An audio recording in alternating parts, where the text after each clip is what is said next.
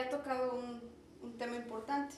Sí, en el cambio de plan de estudios se maneja mucho eso de que queremos regenerar lo que ya es obsoleto, ¿no? Que ya no funciona.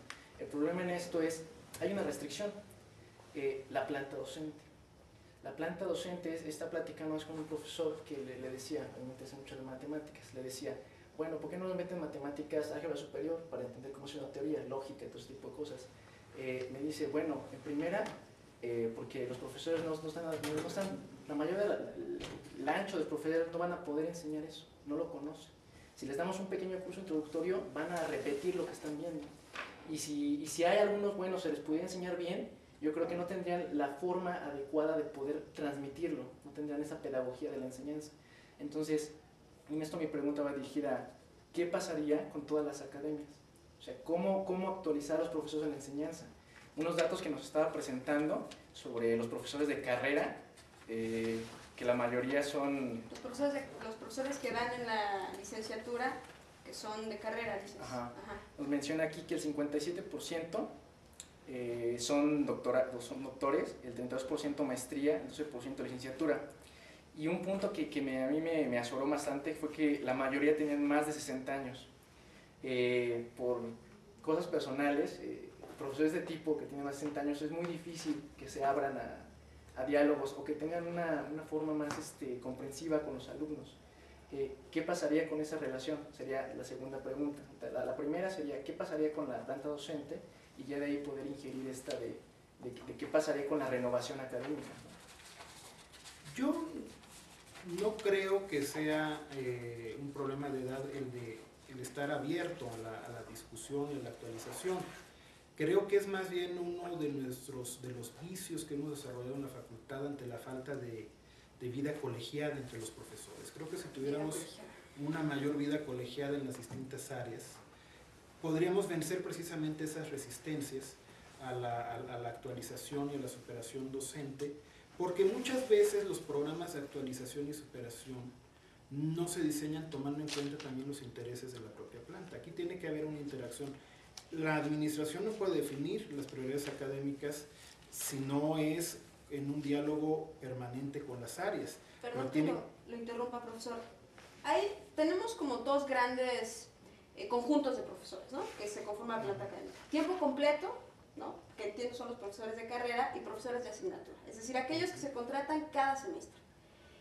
Usted en la presentación dio algunos datos, sin embargo, me gustaría que en este momento nos mencionara cuántos profesores son profesores de asignatura. O sea, creo que estamos hablando de un porcentaje de 70% profesores de asignatura aproximadamente.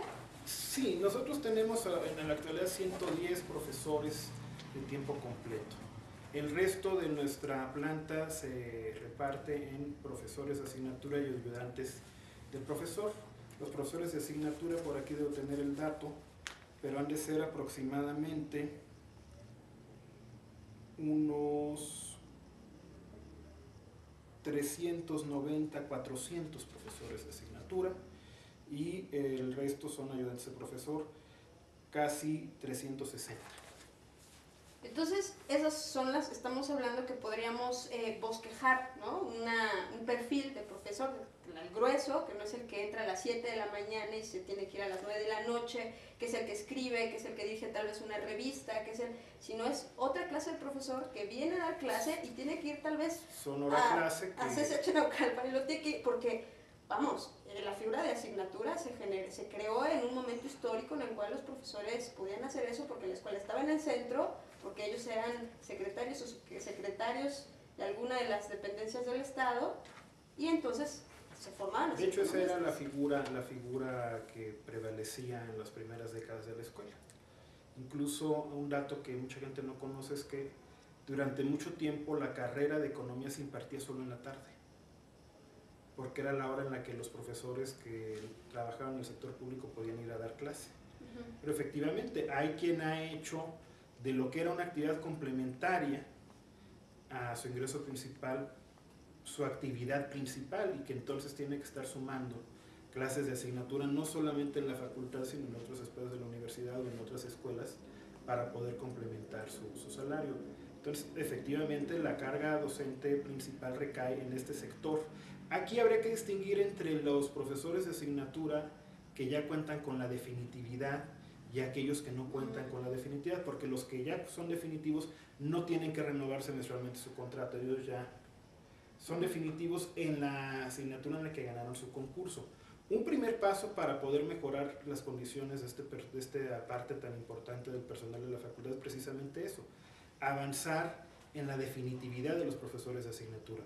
Pero por supuesto que habría que plantear una discusión de cómo organizar mejor el trabajo académico de tal manera que podamos aumentar el personal de carrera, y con el que ya tenemos también creo que podemos hacer mucho para aumentar la carga docente de ese personal de carrera. Por ejemplo, yo había comentado en el debate de noviembre que si nosotros dejamos de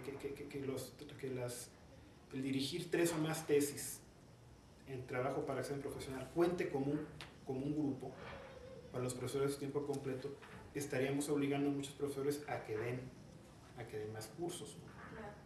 Y creo que eso sería importante, porque además un amigo que también es profesor de tiempo completo me lo decía y tiene razón, es que nos cuentan como grupo, como si estuviéramos dando otro grupo, el llevar a cabo una actividad que está dentro de nuestras obligaciones como personal de carrera de tiempo completo, que es asesorar a los estudiantes. Entonces dobletea el... Visto desde esa perspectiva, sí. Tenemos otras preguntas, me parece que ya contestó alguna de ellas.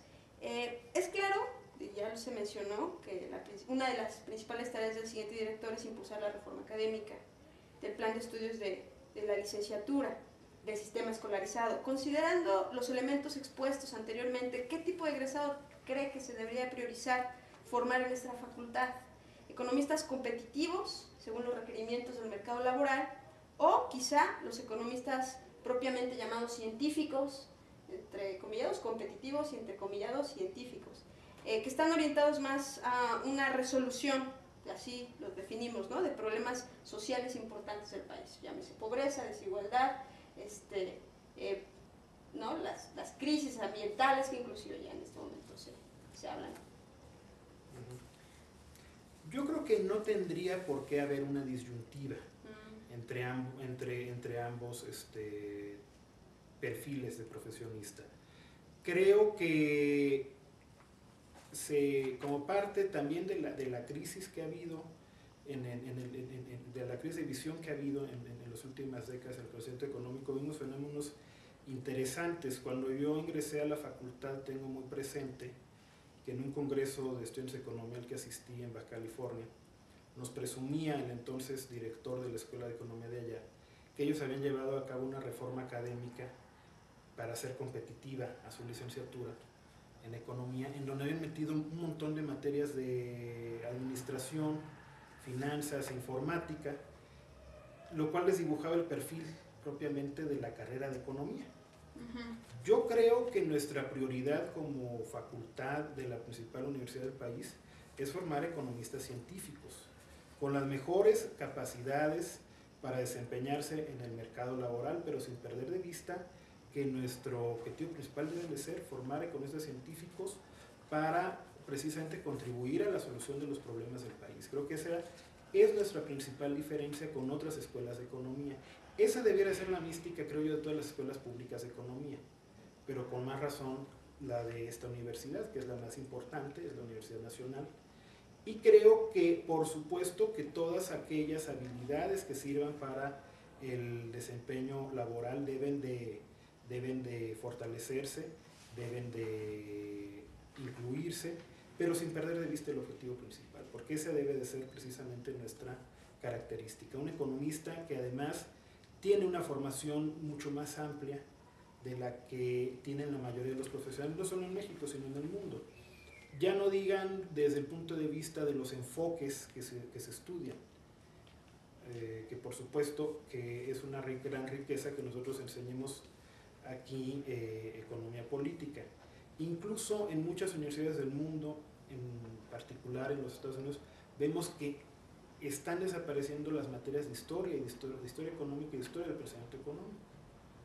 Entonces, creo que forman parte importante dentro de nuestra enseñanza esas materias, porque corresponden a este perfil de un economista mucho más científico, con mayores elementos para poder analizar la realidad económica a partir de un bagaje mucho más amplio, un bagaje intelectual más amplio que el que tiene la mayoría de los estudiantes de economía, repito, en México y en el mundo.